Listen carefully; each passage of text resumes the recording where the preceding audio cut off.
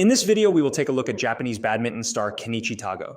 Tago played during the era of Lin Dan and Lee Chong-wei, and was one of the few players who could upset the legends who seemed unstoppable at the time. Today, we're going to look at how Kenichi Tago often plays and the strategies that allow him to play so efficiently.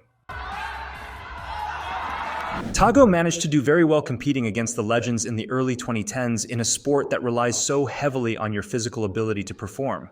While his physical ability was nothing to laugh at, as Kenichi still was a professional athlete, it was not at the same level as Lin Dan or Lee Chong-wei.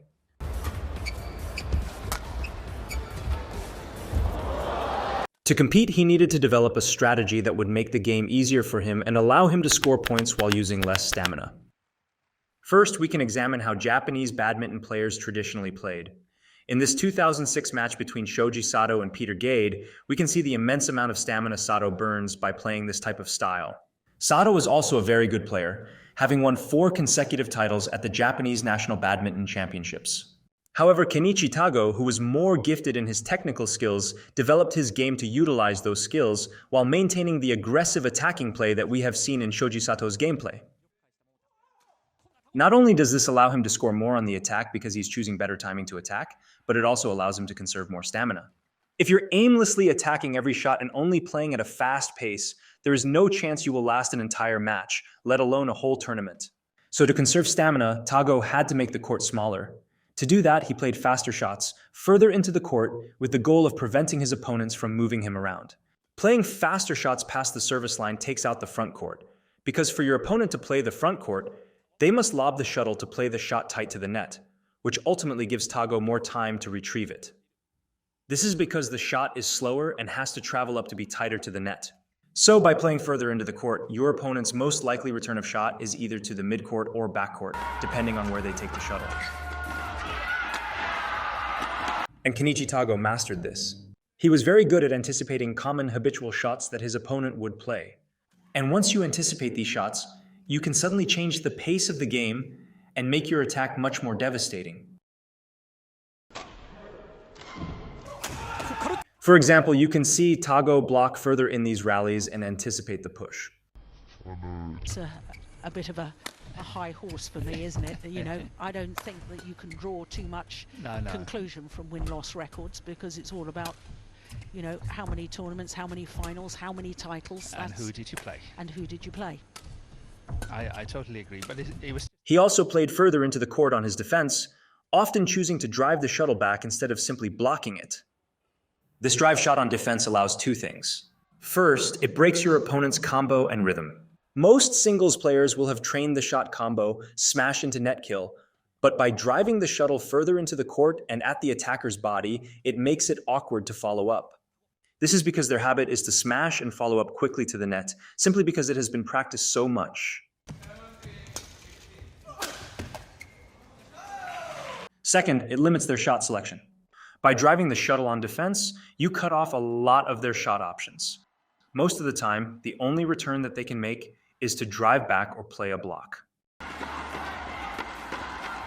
However, if you were to play a normal block to the service line, they have many options here. They can cross net, net straight, push cross, lift straight, etc. There are too many options to cover here. One of the best players at conditioning their opponents to a certain rhythm or feeling on the court was Lin Dan. Many of you guys would have noticed this too. Lin Dan can play a half-court style and quickly change his shot and hit to the other side. He could do this because of the power in his wrist, which allowed him to change his shot at any position. So it was practically impossible to guess what shot Lin Dan was going to hit. Tago brought this into his game as well. He centralized his strategy around controlling his opponent's backcourt, conditioning them to the midcourt and backcourt. You can see most of the time on the net, Tago opts to push. He will only spin if he's presented the opportunity to. The idea here is to push your opponents to the backcourt until they naturally hover more in the backcourt and then quickly change pace by sending a shot to the front court.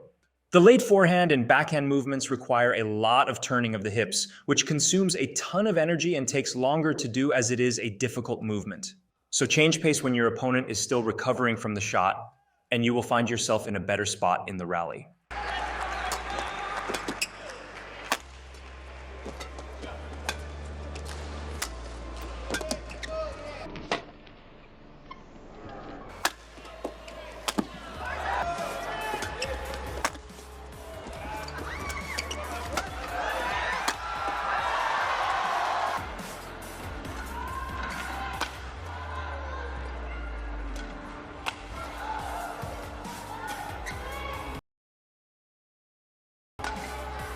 Kenichi Tago also implemented more of Lin Dan's strategy by playing more toward a half court. Many times, Tago will send his shot back to the same corner. The idea is to condition your opponent to that side of the court and quickly hit to the other side.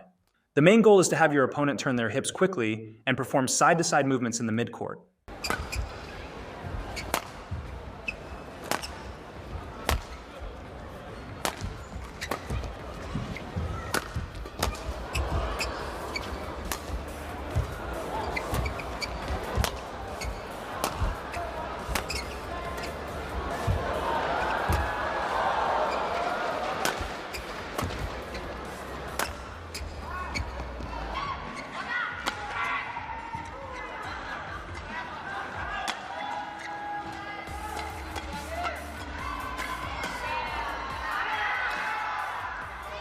By putting these two strategies together, playing his shots with faster shot speed further into his opponent's court, and conditioning his opponents to specific movements, Tago was able to develop his game to focus more around his technical strength and allow him to conserve more stamina.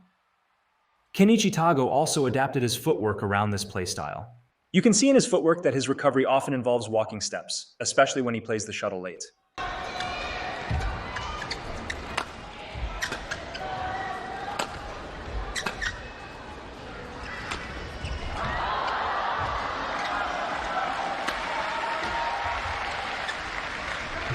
He opts to play a higher lift or clear and walk back to the middle.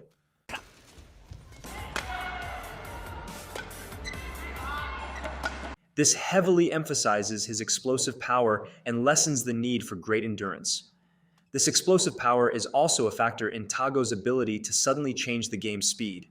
You guys can implement this into your game. This strategy isn't limited to players who need to conserve energy and rely on technical skills.